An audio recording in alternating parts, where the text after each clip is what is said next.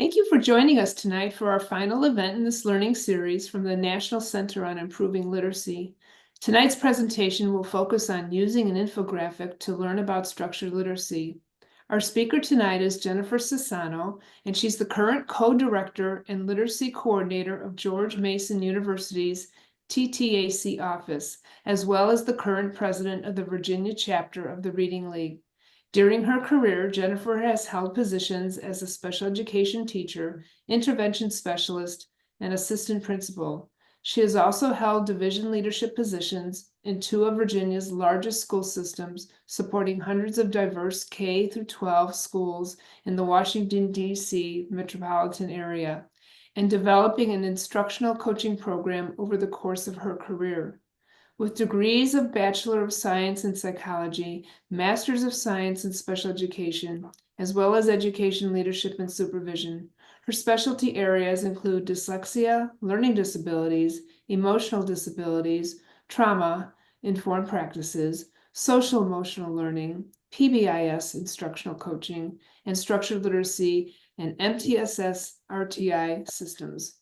Jennifer is devoted to transforming literacy and educational outcomes of underserved populations through the science of reading because she believes in the power of education to transform lives and the capacity we have to collectively rise by lifting those around us. Let's give Jennifer a warm welcome. Good. Thank you very much. Oh, thank you, Donna. I appreciate that warm welcome and introduction. Good evening. Thank you for the invitation to be here with you all again this evening. I'm thrilled to be back live streaming with you on the Science of Reading, What I Should Have Learned in College Facebook group.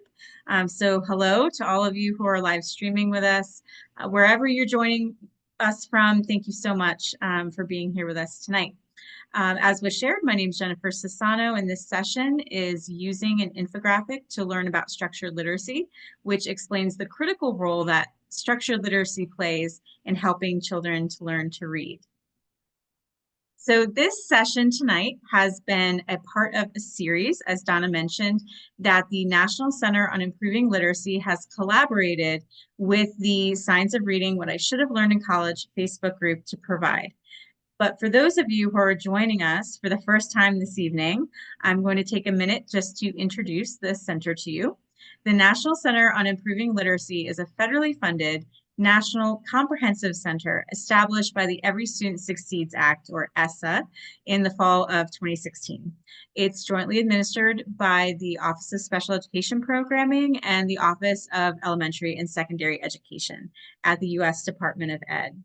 NCIL is a partnership among literacy experts, university researchers, technical assistance providers, specifically the Center on Teaching and Learning at the University of Oregon, the Florida Center for Reading Research at Florida State University, and RMC Research Corporation. Our mission is to increase access to and use of evidence-based approaches to screen, identify, and teach students with literacy-related disabilities, including those with dyslexia. So here are our learning outcomes for this evening. After this session, I hope that you'll have an increased knowledge and ability to effectively use structured literacy when teaching word identification and decoding.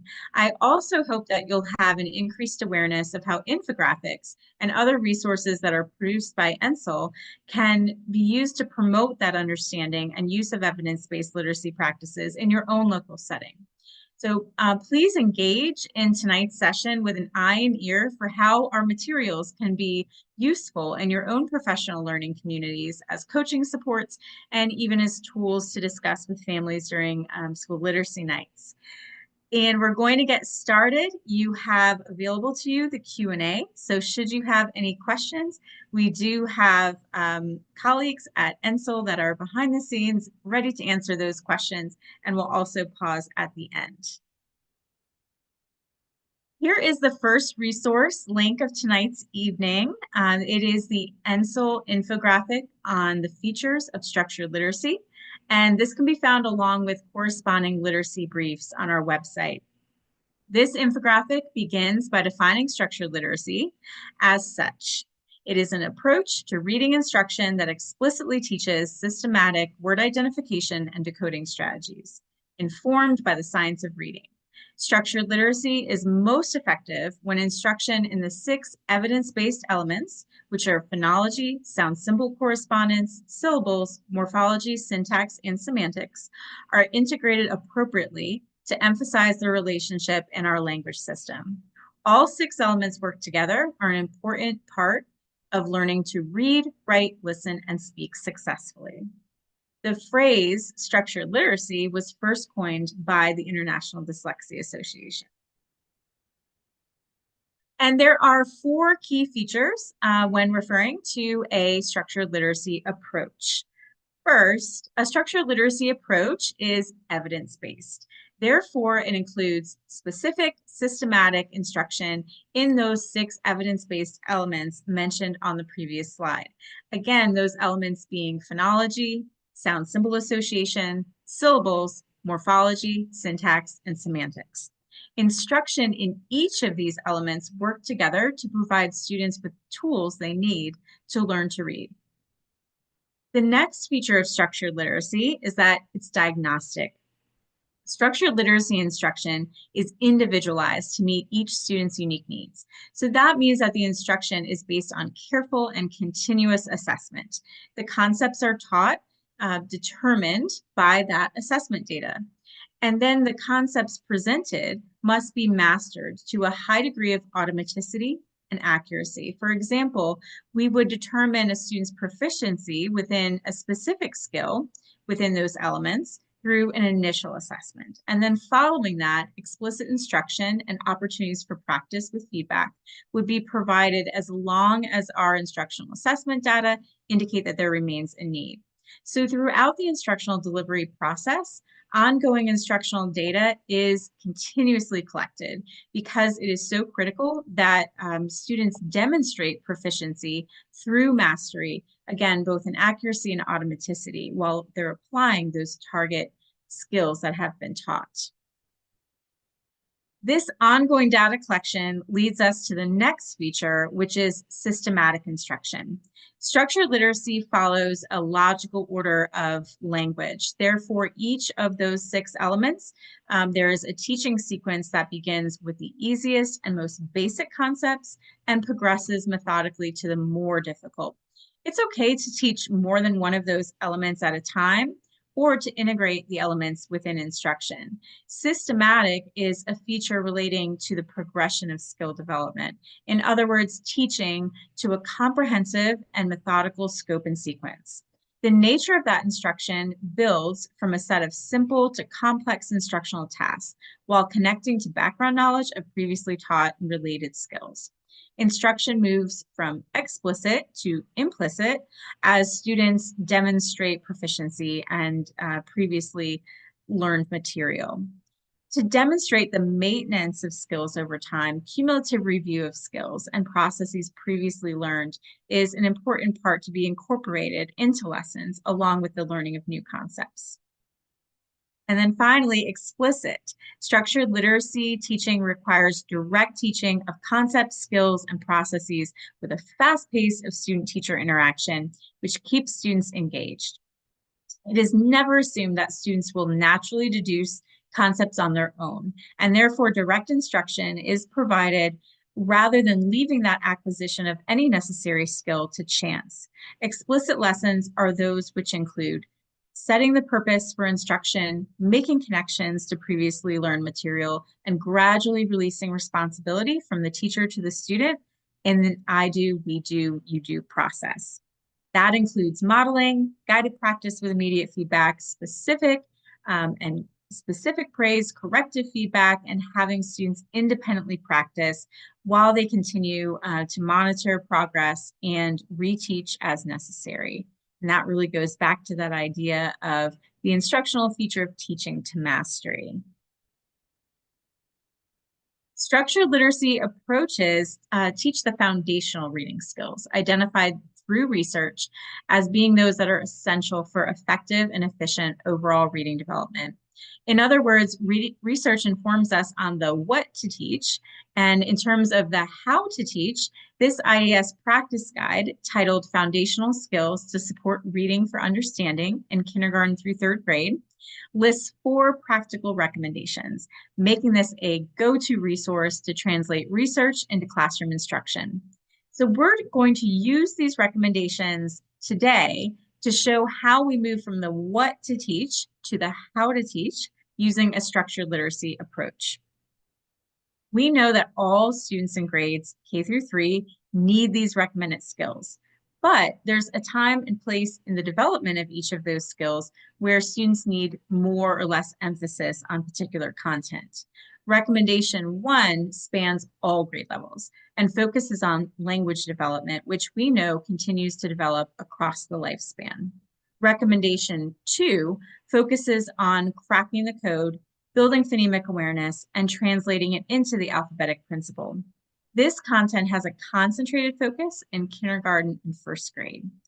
Then recommendations 3 and 4 pick up midway through kindergarten and continue through third grade with a focus on advanced decoding and comprehension skills. In this session tonight, I'll demonstrate how many of these action steps in the 3 recommendations are integrated into a basic phonics lesson. The principles of structured literacy required instructional practices, again, that are direct, systematic, explicit, cumulative, and scaffolded. A structured literacy approach also requires, as we mentioned, being data-driven. The data tells us what our students need to know and guides us in that instructional planning process. Corrective feedback, confirming feedback are both critical. Yes, we do respond to teachable moments in action, but planning, careful, intentional planning is really necessary for purposeful scaffolding. All of these principles can be addressed through the lens of an explicit instruction lesson plan, and that's what we'll be taking a look at tonight. So the REL Southeast has a wonderful resource that details all of these principles of instruction, or in other words, evidence-based teaching practices that all teachers should know and incorporate into their lesson planning process. And this handout that you see on the screen is available for your reference. But for now, let's get started. For the remaining portion of this session, we'll be putting these concepts into action through some modeling and practice. The explicit instruction lesson plan template you see here is adapted from Archer and Hughes. This lesson plan template is a framework to teach basic phonics lesson. And for our example this evening, the new concept I'll be modeling is how to teach the letter T makes the sound T. To model the use of this lesson plan template, I'll be demonstrating what you see in those action steps along with the how of structured literacy. In tonight's example, I'll be demonstrating a structured literacy approach to a kindergarten phonemic awareness and phonics lesson. The lesson plan structure and the principles of instruction would remain the same in older grades, but the skill concepts introduced would increase in complexity. For example, in this component area, we'll be looking at phonemic awareness and phonics in our lesson. In kindergarten, students may be learning one-to-one phoneme grapheme correspondences, whereas in first grade, they may be learning about vowel tune correspondences. And by second and third grade, they may be learning even more advanced concepts, such as spelling rules and morphology. It's important to note that although this example illustrates phonics skills, explicit instruction lesson plans can be used across all areas during any language and reading comprehension lessons to build those skills, such as vocabulary, sentence comprehension, composition, and continuing to build background knowledge. The layout of these lesson plans that we'll be looking at tonight use a specific formatting to assist teachers in developing fluency in these instructional routines. So slides designated as teacher talk will have one of these 4 icons. T is generally what you might say to your students, whereas S is what your students would respond with. So you'll hear me paraphrase that teacher talk as we walk through the lessons. Clipboards on the slide have additional instructional tips or comments. Keep in mind, as we're going through the lesson, that these are snapshots, so they're portions of the lesson. There's also a bonus segment for teaching irregular words at the end.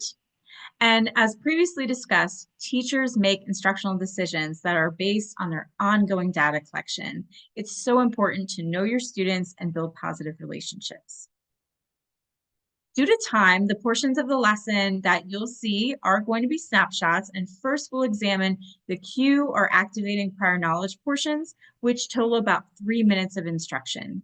Remember, in the activate prior knowledge portion of the lesson, only previously taught skills are reviewed as a warm-up. When teaching letter sound correspondences, this includes review of previous letter sound relationships, such as flashing a grapheme card and having students produce the phoneme, dictating a sound and having students write the corresponding grapheme, making that sound and then blending known graphemes into whole words. Again, only previous materials that have been taught are included in this review. I'll be using a slide deck to demonstrate the blending task within this review as well. Projectors are great tools in the classroom. They improve visibility, and also you're in control of those letter sounds that come up. So these next 4 slides demonstrate the use of the chaining technique, that is changing one letter sound at a time. And this illustrates to students that words can vary by as little as one sound. In other words, one sound will change the whole word. Although you're at home with your audio muted, it may be helpful to play the role of the student and practice along with me. So here we go with the blending routine. Now we will read the letter sounds and blend them into a word. My turn, watch me. Am. Now our turn. Say the sounds with me as I touch each letter. Get ready. Am. Say the whole word with me. Ham. Yes, ham. So know your students. If the task of moving from sounds in isolation to whole words read is difficult for them, you may also want to try continuous blending. Listen as I illustrate the difference. Versus am. Another way is to adjust your prompting as a scaffold.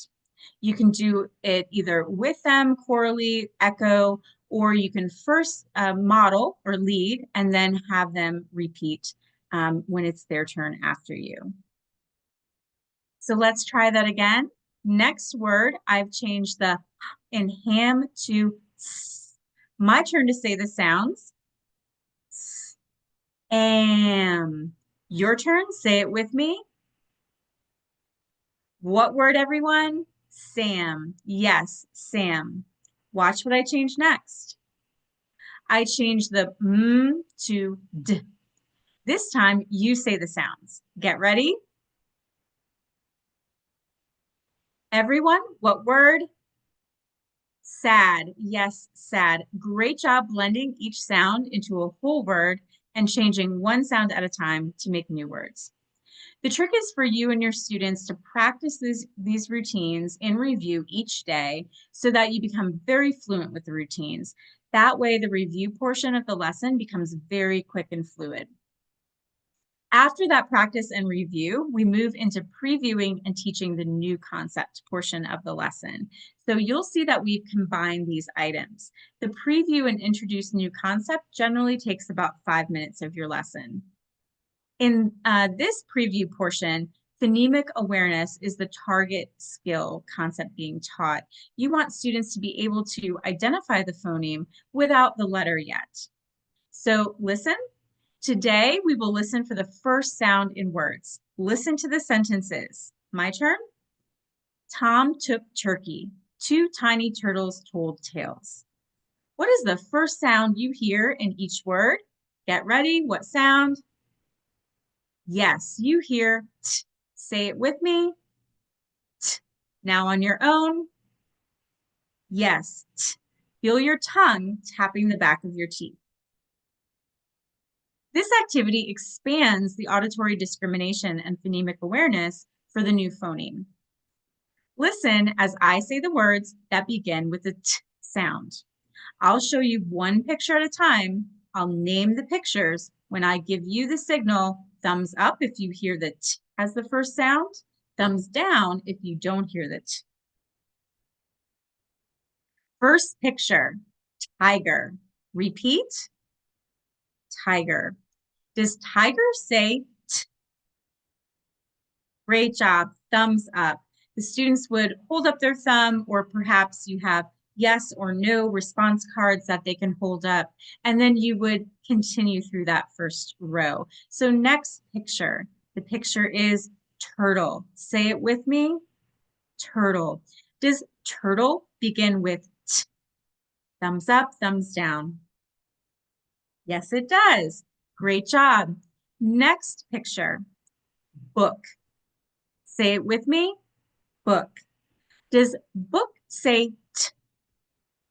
No, book does not say t. Great job finding the sounds that say t. And then at the end, you might have your students tell a partner, another student, 2 words that they come up with that also begin with that t sound. So guided practice is up next.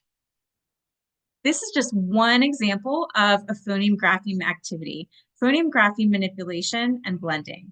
For this activity, we most often use letter tiles, letter magnets, or maybe small letter cards, using them to form words.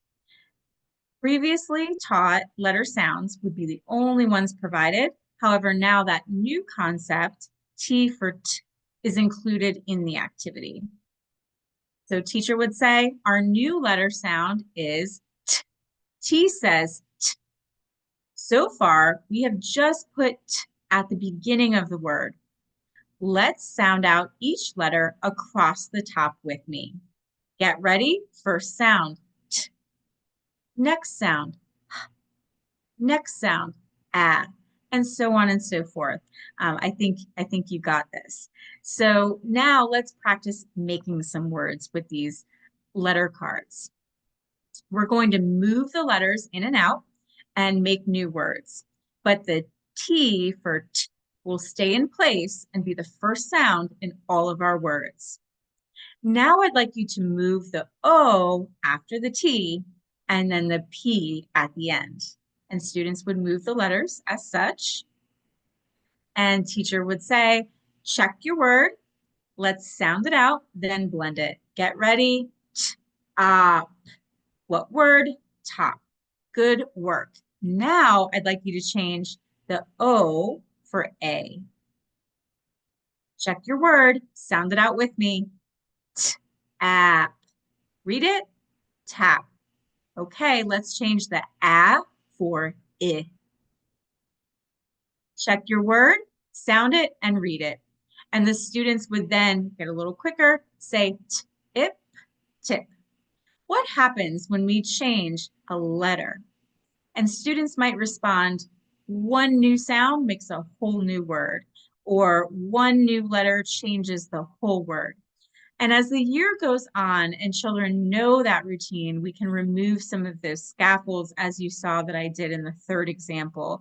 We might simply say, change tap to tip. The next phase in guided practice in this particular lesson is dictation. So dictation is spelling. It's more challenging than reading a word because phonemes have to be heard and then connected to the letters and represented in that order. Moving on to independent practice, the following activities are done for independent practice within small or whole group. At this point in the lesson, the teacher is still on the stage, but in a less obvious role. I love the visual of the clipboard on the side of the screen because it illustrates what the teacher's role is as that learning is gradually released to the students. And here are some examples of what those independent practice activities may look like. Trace, copy, cover, avert. We've also have on the screen for independent practice things like card games, bingo, picture sorts, to name a few. Again, as students progress in the complexity of the concepts they've learned, those concepts are then included in the independent practice. So upper elementary students may be practicing concepts such as AI says A, IGH says I.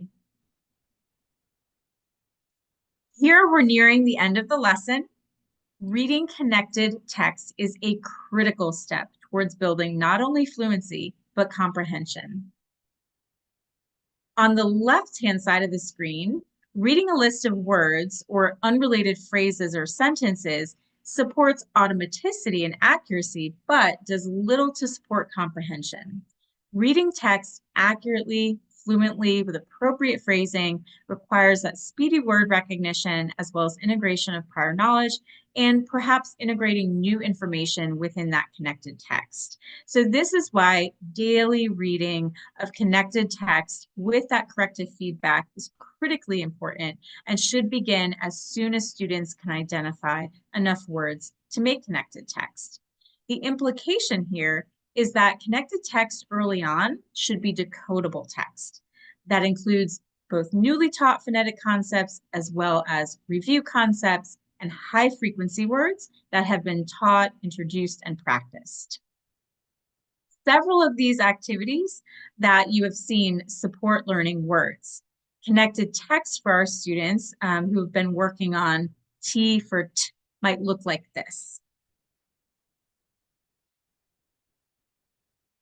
So this is a technique, transfer to text, that provides considerable practice in a new concept or words as it's embedded into text with known words. It's adapted from Susan Hall's Phonics Lessons Library, and it uses 3 texts that highlight a new skill.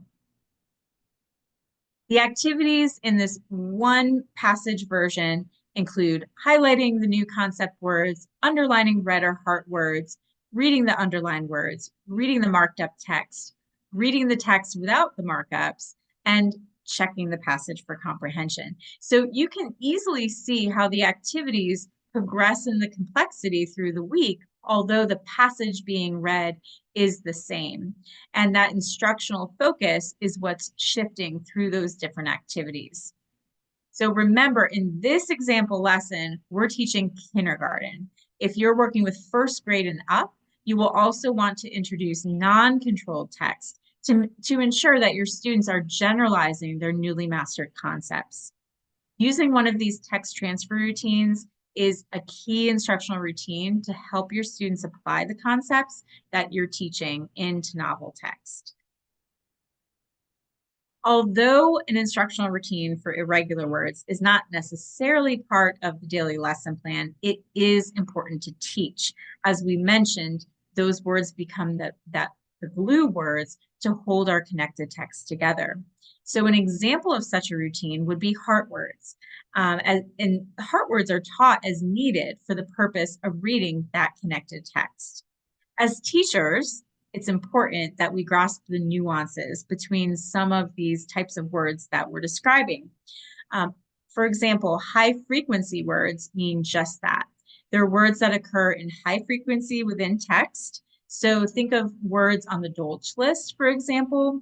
Notice that some of those high frequency words are regular phonetically and some are irregular. Sometimes they have parts that are irregular. Furthermore, high frequency words may in fact be phonetically regular, but just contain letter sounds that we haven't taught yet in our scope and sequence. So even though they're phonetically regular, it would make them non-decodable for that particular student at that time within instruction.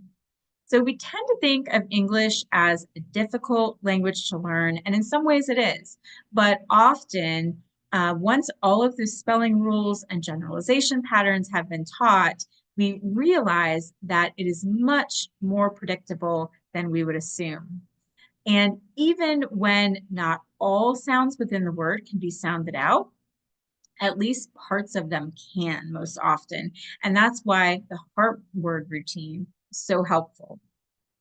Another distinction to pay attention to is appropriately using the term, inappropriately using these terms, is that high frequency words and sight words are not interchangeable terms. So sight words are actually unique to that individual student because the term literally means words that are recognized automatically or by sight.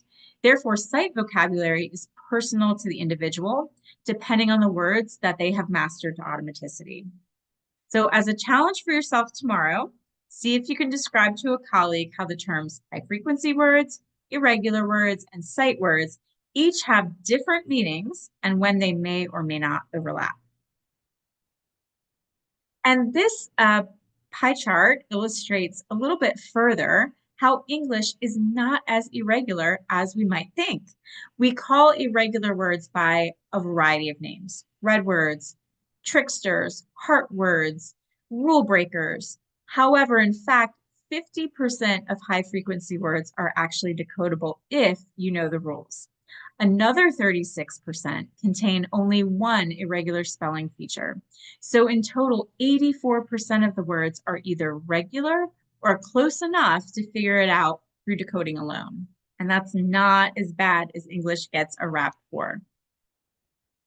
Here is a great free resource from the University of Florida Literacy Institute, or UFLI, as you may have heard it referred to. We love these materials.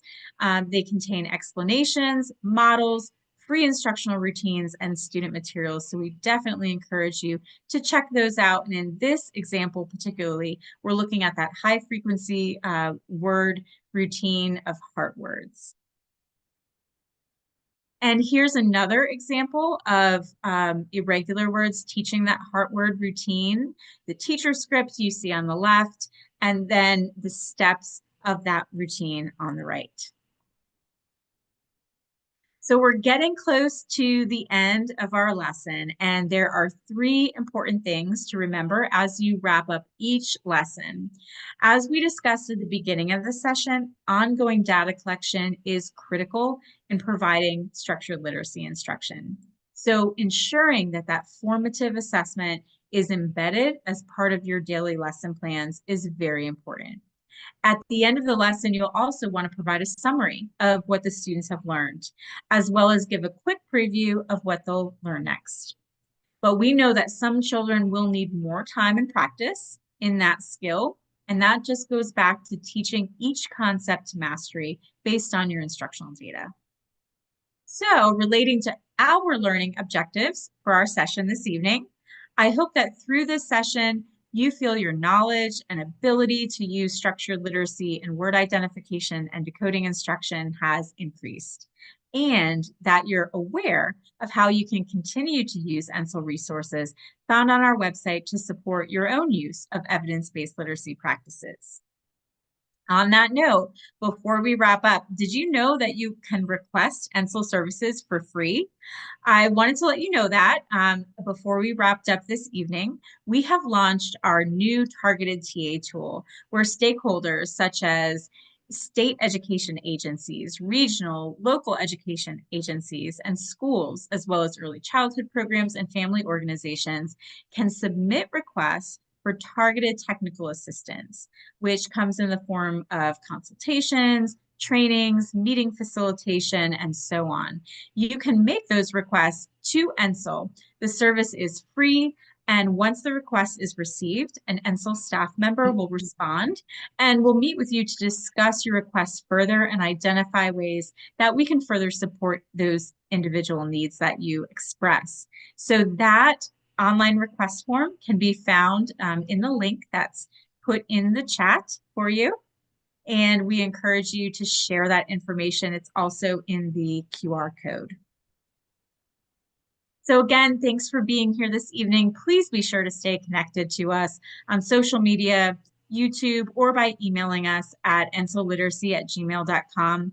You can also sign up for our newsletter on our website, improvingliteracy.org. Thank you just one more time again for your time, participation, and all you do to develop strong literacy skills in our young learners. Thank you, Donna, for having me.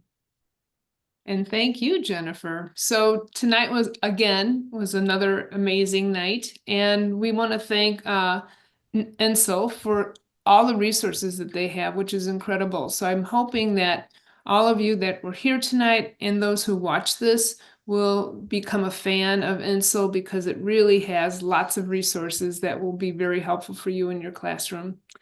And I'm going to say that's a wrap. So good night, everyone, and thank you for joining us for this series. Have a good holiday. Thank you.